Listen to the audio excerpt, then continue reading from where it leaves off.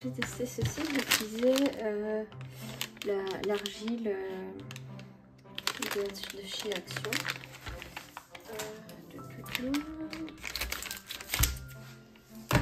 Alors,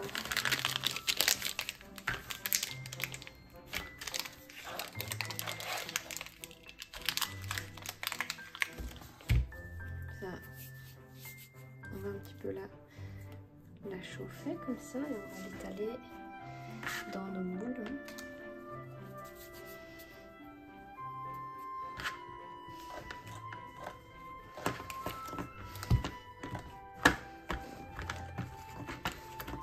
J'avais un petit rouleau, je crois que j'ai justement un petit rouleau acrylique.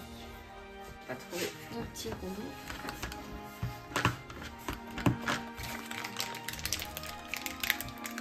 Je sais pas si je peux le démouler avant que ce soit sec. Je vais essayer de faire ça.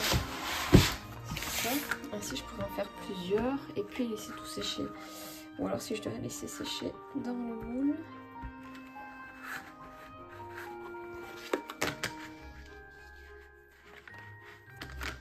Ah voilà.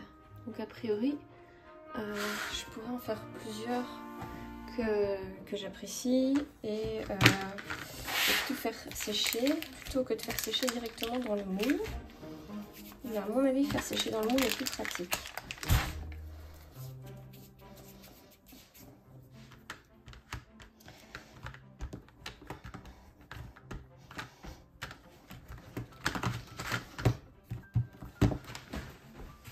C'est tout ici.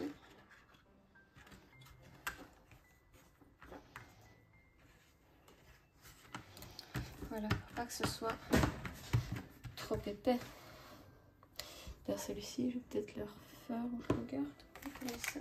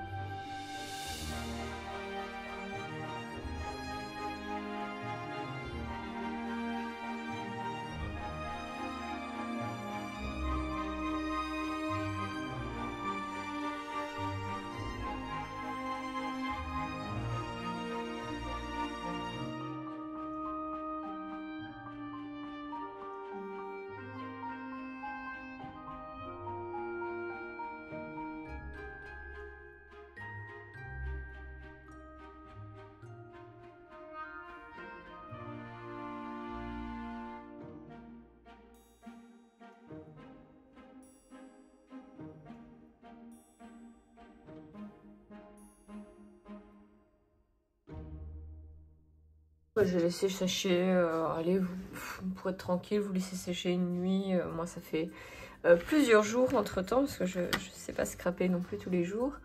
Et voilà ce que ça donne.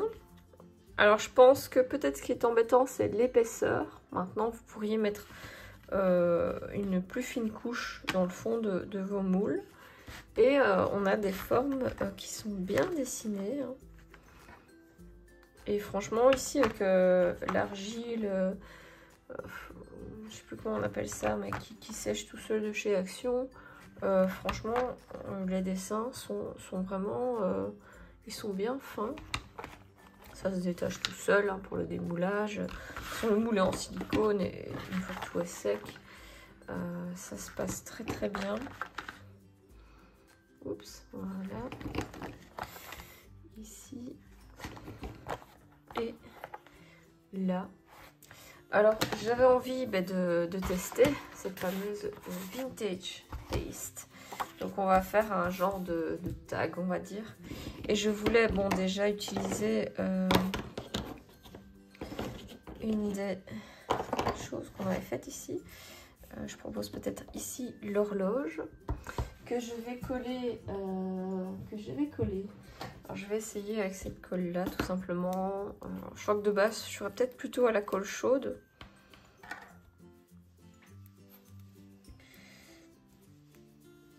Voilà.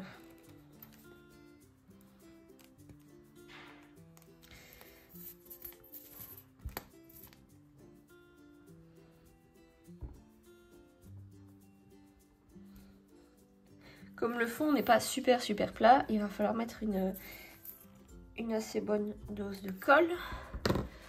Et je vais mettre ça, hop, ici. Voilà, j'appuie pendant quelques secondes. Voilà. Alors je vais prendre une feuille ici. Donc c'est toutes des chutes de papier hein, avec la fleur ici, j'aime bien. Et je vais mais vraiment déchirer comme ça. Peut-être encore ici. Et je vais aller mettre ça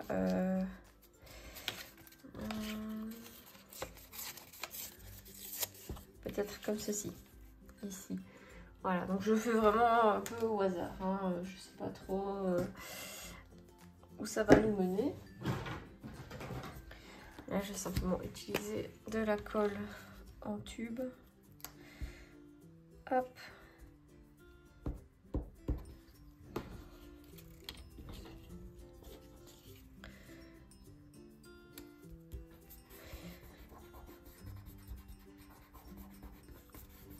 Voilà. Alors, j'espère que ça... Ouais, ça va, ça n'a pas l'air de trop bouger. C'est pas non plus encore collé depuis très longtemps, donc je vais pas non plus forcer. Alors, je pourrais rajouter des embellissements en bois, etc. Donc, je sors mon tube qui est tout simplement énorme, je vous l'avais dit. Alors, j'ai une petite opercule... Hop, que je vais retirer. Je me demande si je pourrais pas la remettre. Elle est en silicone, elle n'était pas collée comme on a parfois. Et je vais mettre sur hop, un petit couvercle en plastique ma pâte.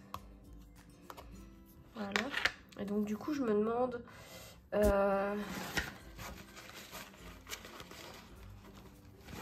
si je suis bien le bout. Est-ce que je peux remettre ceci? J'ai peut-être mis à l'envers.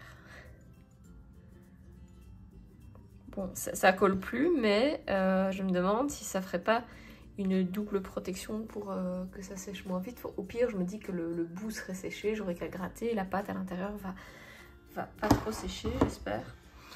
Et donc, je vais appliquer ça au pinceau. Hop.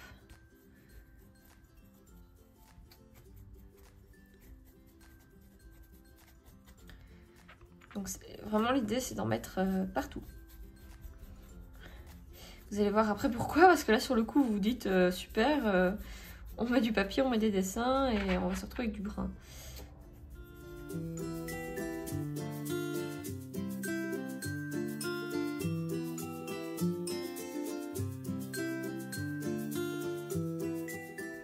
La voix off en profite pour vous dire que cette pâte est relativement tachante. Donc moi, malgré avoir bien frotté mes mains, il a fallu plusieurs jours et douches consécutives pour que je me débarrasse de toutes les micro-taches qui me restaient sur les doigts.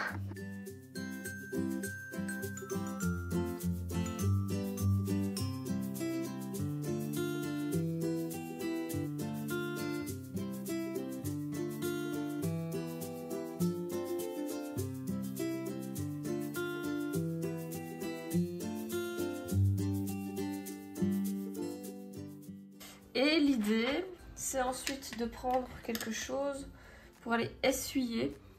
Donc je vais prendre de l'essuie-tout tout simplement.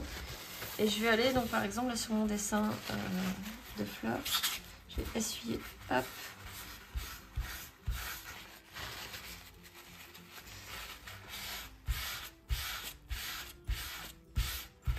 Et on voit réapparaître mon dessin par-dessous.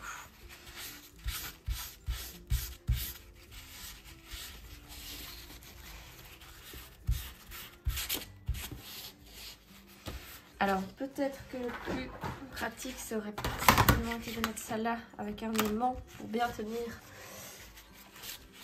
ma feuille. Hop.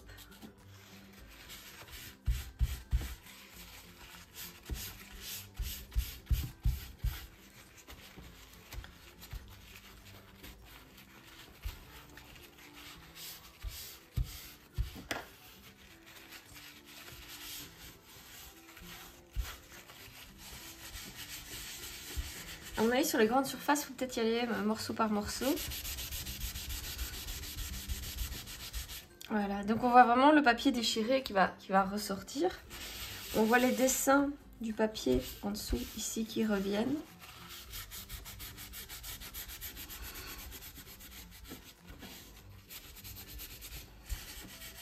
Hop.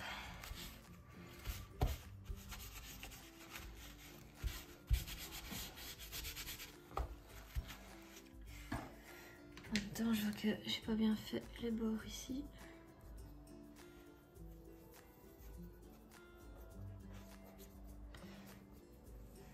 Alors si vraiment ici j'avais eu des embellissements colorés, j'aurais pu faire un peu réapparaître la couleur. Ici je vais faire réapparaître le fait que c'était blanc. Mais... voilà. Je vais devoir recoller. Mais voilà le genre de choses qu'on peut obtenir avec cette pâte. Donc je pense qu'il y a moyen. Bon, on va tester tout de suite. Ici. Donc j'ai vraiment des fleurs blanches, etc.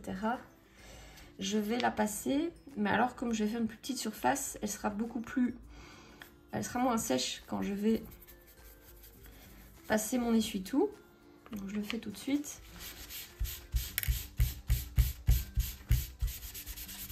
Il y a moyen aussi d'étaler comme ça et donc de partir d'un endroit où il y en a beaucoup.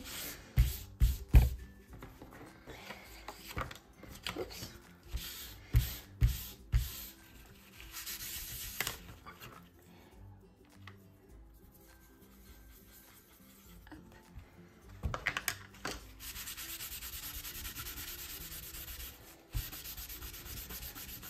Alors cette pâte existe, je pense qu'elle existait en différents tons.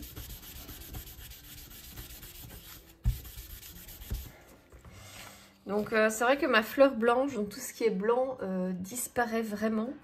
Mais vous voyez qu'on retrouve les petites feuilles vertes, etc. J'espère que ça se voit correctement. Oui, voilà, parfait. Donc voilà, une utilisation de cette pâte pour... des rendus. Voilà, pour tout ce qui est mix média, ça peut vraiment être très sympa. Peut-être pas utilisé partout, mais à certains endroits. Puis vous voyez, vous pouvez partir en dégradé. Et après, vous avez les mains dégueulasses. Mais ça, c'est en détail.